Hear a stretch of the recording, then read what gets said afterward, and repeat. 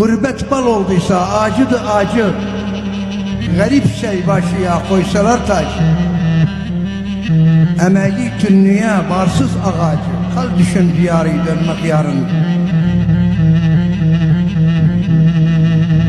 Hasret çeke çeke kaldım bir beden, hurma ağacı olmuş küsmüşem zaten. Geniş dünya bana oldu bir zindan, sorma halim kardeş yaram derin.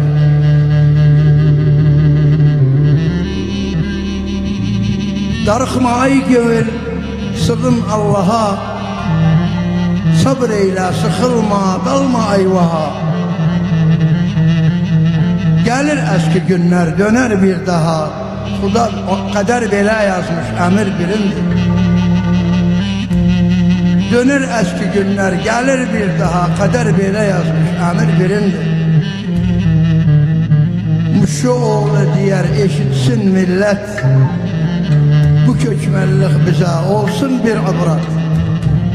Herkesin diyarı kendine cennet, güclük birliktedir sevde yerindir. Güclük birliktedir sevde yerindir.